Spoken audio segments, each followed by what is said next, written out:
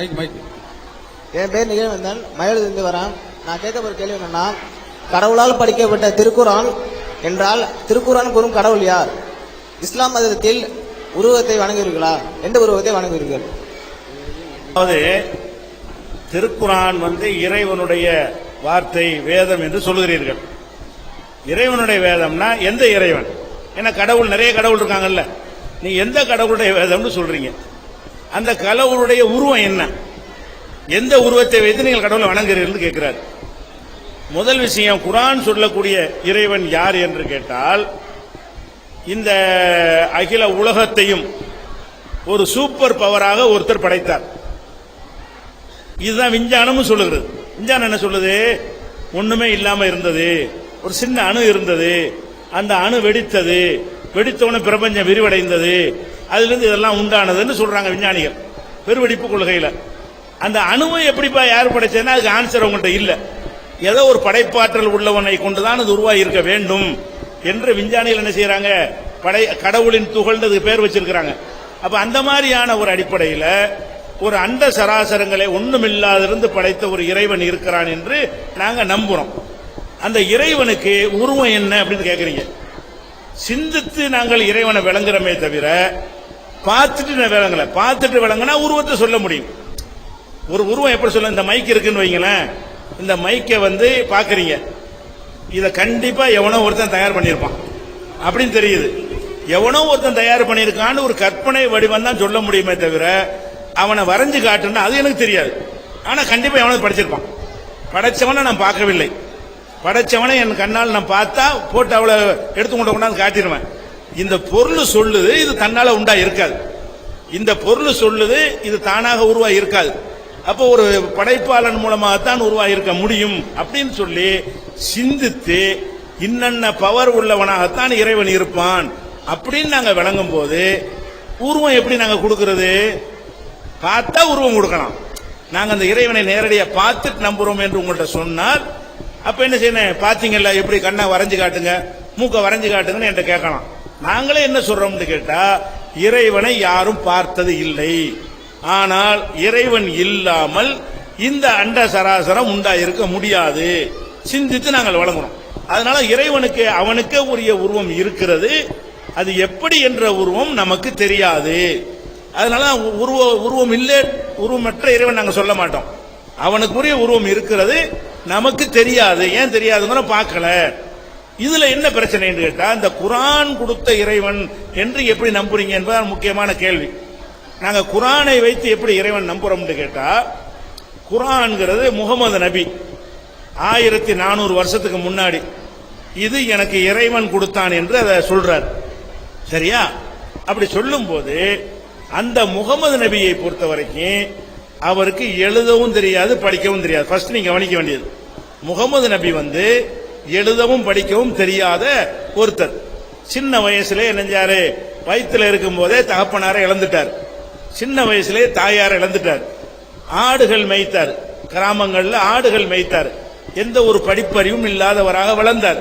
அப்ப எழுத படிக்க தெரியாத ஒருவர் என்ன செய்யறாருன்னு கேட்டா, இது அல்லாஹ் எனக்கு கொடுத்த வேதம் என்று சில வாசகங்களை எங்களுக்கு தருகிறார்.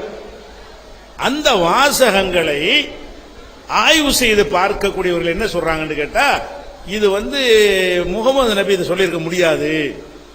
முகமது நபியுடைய அந்த தகுதிக்கு, படிப்பறிவு இல்லாத ஒரு தகுதிக்கு இந்த மாதிரியான ஒரு ஹை ஸ்டைல்ல உயர்தரமான இலக்கியத்தை அவர் படைக்க முடியாது.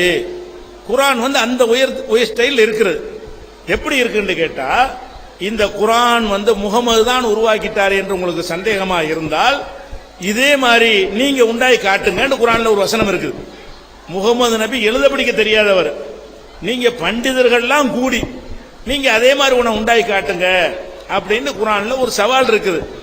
அந்த மக்கள் அனைவரும் சேர்ந்து முயற்சித்தாலும் அது மாதிரி கொண்டு வர முடியல. அப்ப குரான் என்பது அதனுடைய உயர்ந்த ஸ்டைலை பார்க்கும் பொழுது இது ஒரு எழுத படிக்க தெரியாத ஒரு மனுஷனால் சொல்லப்பட்டிருக்க முடியாது. ஒரு பண்டிதர்களுக்கே முடியாத ஒரு நடையில் அது இருக்கிறது. அதுல என்ன மாதிரி வித்தியாசம் எல்லாம் இருக்குன்னு கேட்டீங்கன்னா, இப்ப நீங்க ஒரு சாதாரணமா நான் பேசுறேன், இது உங்களுக்கு விளங்கும். நீங்க சாதாரணமா பேசுறீங்க, அது எனக்கு விளங்கும். நீங்க இலக்கிய நடையில பேசுனேன்னு வைங்க, அது அனைவருக்கும் விளங்காது. இலக்கிய நடையில பேசினால் சின்ன நம்பர்ல உள்ளவங்களுக்கு தான் விளங்கும். எல்லா மக்களுக்கும் விளங்குறதா இருந்தா அப்படி சாதாரண பாஷையில் நான் பேசணும். இப்ப திருக்குறள் தமிழ் தானே, அதுல ஒரு குறளை சொன்னா எல்லாருக்கும் அர்த்தம் செய்வீங்களா? செய்ய இயலாது. அது தமிழ்ல இருந்தா கூட தமிழ் படித்தவர்களுக்கும் தமிழ் பண்டிதர்களுக்கும் தான் அதுக்கு அர்த்தம் செய்ய முடியுமே தவிர, சாதாரண தாய்மொழியாக பல வருஷங்களா படிச்சுட்டு இருக்கீங்க தமிழ், ஆனா திருக்குறள்ல ஒவ்வொரு வரைக்கும் அர்த்தம் செய்ய முடியுமான்னு உங்களுக்கு அர்த்தம் செய்ய முடியாது.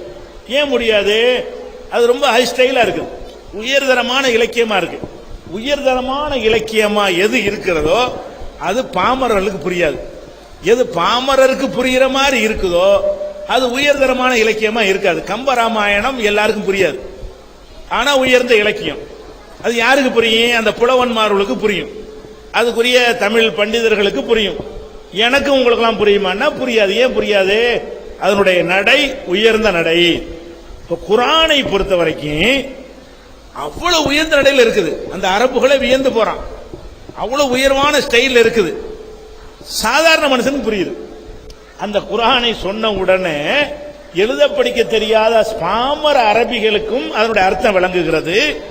பண்டிதர்கள் பார்க்கிறாங்க, என்னடா இவ்வளவு உயர்தரமா இவர் படைச்சிருக்காரு முகமது, இவர் படைச்சிருக்க முடியாது, இது மனிதனுடைய சொல் அல்ல என்றெல்லாம் சொல்லுகிறார்கள். அப்போ ஒரு இலக்கியம் எல்லோருக்கும் புரியக்கூடியதாகவும் இலக்கியமாகவும் யாரும் படைச்சது கிடையாது வரலாறுல. உலகம் தோன்றிய இன்றைக்கு வரைக்கும் ரொம்ப உயர்ந்த இலக்கியம்னு சொல்ல சொல்ல மக்களை விட்டு தூரமா போயிடும். சாதாரண புஸ்தகம் தான் என்ன செய்யும், எல்லாருக்கும் விளங்கும். அப்ப அது மாதிரி குர்ஆன் சவால் விடுது, இந்த மாதிரி நீ ஒண்ணு கொண்டு வா பார்ப்போம். யாரும் கொண்டு வர முடியல. அது போக அது இறைவன் தான் சொல்லுகிறான் என்பதற்கு என்ன சான்று கேட்டா, அதுல சொல்லக்கூடிய விஷயங்கள், அந்த விஷயங்களை பார்த்தால் முகம்மதுடைய அறிவை கொண்டு சொல்ல முடியாது. ஒவ்வொரு மனுஷனும் எந்த அறிவை கொண்டு பேசுவான்? நான் பேசுவதா இருந்தா என் காலத்து அறிவை கொண்டு நான் பேசுவேன். ஒருத்தன் 100 வருஷத்துக்கு முந்தைய பேசினவன் எப்படி பேசுவான்? அவன் காலத்து விஞ்ஞானத்தை தான் அவன் பேசுவான். எல்லா அறிவும் அவனுக்கு தெரியாது. இப்ப உதாரணத்துக்கு சொல்வதா இருந்தா, நம்ம திருக்குறள் வள்ளுவர் இருக்கார்ல, வள்ளுவருடைய காலத்துல சந்திர கிரகணம் ஏற்படும்ல, அதுக்கு ஒரு நம்பிக்கை வச்சிருந்தாங்க. என்ன நம்பிக்கை? ஒரு பாம்பு சந்திரனை முழுங்குது, அதனால சந்திர கிரகணம் ஏற்படுது. அந்த காலத்தில் பாட்டிமாரெல்லாம் எங்களுக்கு அப்படி சொல்லி தந்திருக்கிறாங்க. அதாவது சந்திரனை என்ன செய்யுது, பாம்பு கிராணம் தீண்டுதும்பாங்க.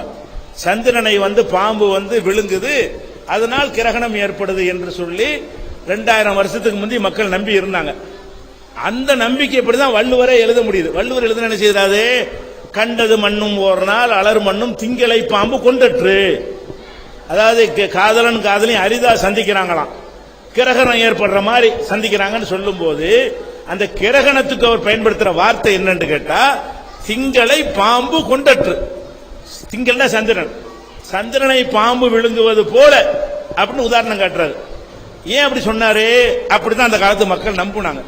அந்த காலத்துல நான் வாழ்ந்தா நான் அப்படிதான் சொல்லியிருப்பேன், நீங்க வாழ்ந்தா நீங்கள் அப்படிதான் சொல்லியிருப்பீங்க. அவர் காலத்துல எப்படி நம்பி இருந்தாங்களோ அது மாதிரி தான் அவர் ஏற்ற முடியும். அப்ப முகமது நபி பேசினதா இருந்தா இந்த மாதிரி தான் பேசியிருக்க முடியும். எந்த மாதிரி? அந்த காலத்து அறிவை கொண்டு பேசியிருக்க முடியும். ஆனா குர்ஆன் எடுத்து பாத்தீங்கன்னா இந்த பூமி சுத்துதுன்னு குர்ஆன் சொல்லுது. சுத்துறதை எப்ப கண்டுபிடிச்சான்? எல்லா கோள்களும் சுழலுகிறது, சூரியன் அப்படி ரொட்டி மாதிரி இருக்கு நினைச்சிட்டு இருந்தாங்க. எல்லா கோள்களும் சுழல்கிறது என்று குர்ஆன்ல இருக்குது. இது முகமதுக்கு சொல்ல முடியாது. சூரியன் ஓடிக்கொண்டே இருக்கிறது என்று சொல்லி குர்ஆன்ல இருக்குது. அது இப்பதான் கண்டுபிடிச்சிருக்கிறான். முன்னாடி எல்லாம் அது கண்டுபிடிக்கல. சூரியன் என்ன செய்யுது? வினாடிக்கு லட்சக்கணக்கான மைல் வேகத்துல இப்போ ஓடிக்கிட்டே தான் இருக்குது. ஓடிக்கொண்டு பூமியை இழுத்துக்கொண்டு ஓடிக்கொண்டே இருக்கிறது. பூமி அதை தன்னைத்தானே சுத்தி கொண்டு சூரியனை சுத்தி கொண்டு அதுக்கு பின்னாடி ஓடிக்கொண்டே இருக்கிறது. ஒரு செகண்ட்ல நம்ம 30-40 லட்சம் கிலோமீட்டர் போயிருவோம். சூரியன் அவ்வளவு ஓடி போயிடுது. அப்ப இந்த பிரபஞ்சம் விரிவடைந்து கொண்டே போகிறது என்று இப்ப கண்டுபிடிச்சு சொல்றான். குர்ஆன்ல டிட்டு அப்படியே இருக்கு. வருஷம் தஜ்ரி, சூரியன் ஓடிக்கொண்டே இருக்கிறது. இது படைச்சவனுக்கு தான் அன்னைக்கு சொல்ல முடியும். இன்னைக்கு வேண்டாம் விஞ்ஞானிகள் சொல்லலாம். 1400 வருஷத்துக்கு முன்னாடி சூரியன் ஓடுதுன்னு ஒருத்தர் சொல்ல முடியுமா? முடியாது. முகமது நபி சொல்றாரு. அப்ப இந்த மெசேஜ் எல்லாம் வச்சு பார்த்தோம்னு சொன்னா இது முகமது நபி சொன்னதாக இல்லை. இன்னும் சொல்ல போனா விண்வெளி போறோம், விண்வெளி பயணம், விண்வெளி போறதை பத்தியா கற்பனை முடியுமா? முகமது நபி காலத்துல விண்வெளி பயணம் சாத்தியம் அப்படின்னு குர்ஆன்ல சொல்லு. நீங்கள் போக முடியும். போனால் உங்கள் உள்ளமெல்லாம் இறுகிவிடும். அந்த அப்படி மேல போக உள்ள இறுகிறதுங்கிறான் பாருங்க, உள்ள இரிட்டேஷன் ஏற்பட்டு விடும். நீங்கள் விண்வெளி பயணம் செல்லலாம், அதற்குரிய சாதனங்களை உருவாக்கி கொண்டு செல்லலாம் குர்ஆன்ல இருக்கு. இது எப்படி முகமது சொல்ல முடியும்? மேல பறக்க முடியுமா என்பதை ரைட் சகோதரர்கள் அவன் என்னென்ன முயற்சி பண்ணி பார்த்த பிறகுதான் உலகத்துக்கு தெரிய வந்துச்சு. அப்ப ரைட் சகோதரருக்கு முன்னாடி அவர் என்ன முகமது நபியுடைய அவர் வழங்கின குர்ஆன்ல இருக்கிறது விண்வெளி பயணம் நீங்க போக முடியும். சரி, விண்வெளி பயணம் போயிடுறோம். பூமிக்குள்ளே போக முடியுமான்னா இப்பதான் கண்டுபிடிச்சிருக்கான். பூமிக்கு கீழே நீங்கள் 2-3 கிலோமீட்டருக்கு மேல போக முடியாது. இன்னைக்கு வரைக்கும் மேல நீ செவ்வாய்க்கு வரைக்கும் 66 கோடி கிலோமீட்டர் உள்ள செவ்வாய்க்கு வரைக்கும் மங்கள்யானை விட்டுவிட்டோம். அவ்வளவு தூரத்துக்கு போக முடிந்த நம்மளால பூமி கீழே போக முடியுமா? முடியாது. ஒரு மலை உயரம் அளவுக்கு உன்னால் பூமிக்கு கீழே போக முடியாதுன்னு குர்ஆன்ல வசனம் இருக்குது. ஒரு மலையின் உயரம் ஒரு 5-6 கிலோமீட்டர், அந்த அளவுக்கு பூமி கீழே போக முடியுமானா முடியாது. ஏன்? கீழே போக போக புவியுடைய ஈர்ப்பு சக்தி அதிகமாகும், அழுத்தம் அதிகமாகும், அடர்த்தி அதிகமாகும். நீங்க 50 கிலோ உள்ள ஒரு ஆளு 3 கிலோமீட்டர் போனீங்கன்னா 150 கிலோ ஆயிருவீங்க. உங்க எடை, உங்களுடைய ஈர்ப்பு சக்தி தான் எடையை தீர்மானிக்கும். கீழே போக போக உங்களுடைய எடை உங்களுக்கு தாங்க முடியாம திமிங்கலம் இருக்கு பாருங்களேன், தண்ணியை விட்டு வெளியே வந்தா செத்துரும். ஏன் செத்துரும்னு கேட்டா அதனுடைய எடை கூடி போயிடும். தண்ணிக்குள்ளே இருக்கும்போது தாங்கிக்கிறது. பூமியில வந்த உடனே அந்த மொத்த இடத்தையும் தாங்கும் போது பிதுங்கி செதறி என்ன செய்ய வெடிச்சு போயிடும். அப்ப அந்த மாதிரி மனிதன் என்ன ஆயிடுவான்னா கீழே போக போக வெப்பம் நம்ம 35-40 டிகிரி தாங்க முடியல. 3 கிலோமீட்டர் போனீங்கன்னா ஆப்பிரிக்காவில் தங்க சுரங்கம் இருக்குது. அது 2.25 கிலோமீட்டர் தோண்டி இருக்கிறான். உலகத்திலே பெரிய சுரங்கம் அதுதான்.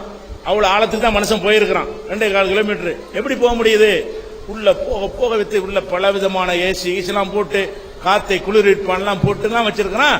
அப்படியும் என்ன செய்ய முடியாது, கீழே 3 கிலோமீட்டருக்கு மேல போக முடியாதுங்கிறான். ஏன்?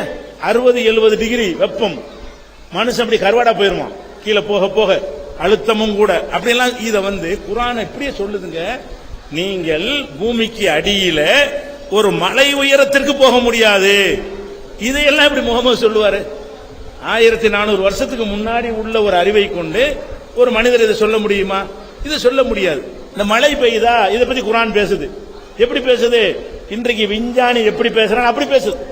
இன்றைய விஞ்ஞானிகள் மழை பெய்கிற விஷயமாக என்னென்னத்தை சொல்றானோ அதையெல்லாம் சொல்ற காட்சியை. அதனால குர்ஆனை நாங்க பார்க்கும் பொழுது கண்டிப்பாக அது முகமதின் வார்த்தை இல்லை நாங்க விளங்குறோம்.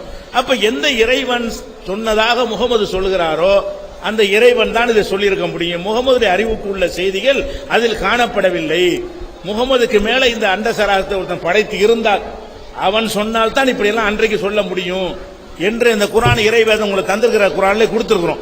குர்ஆன் இறைவேதம் தலைப்புல ஒரு ஆர்டிக்கல், அதை நீங்க படிச்சு பார்த்தாலும் என்ன செய்யும், அதுல உங்களுக்கு விளங்கிக்கொள்ளணும். இறைவனுக்கு உருவம் இருக்குது நமக்கு தெரியாது, அதான் அடிப்படை.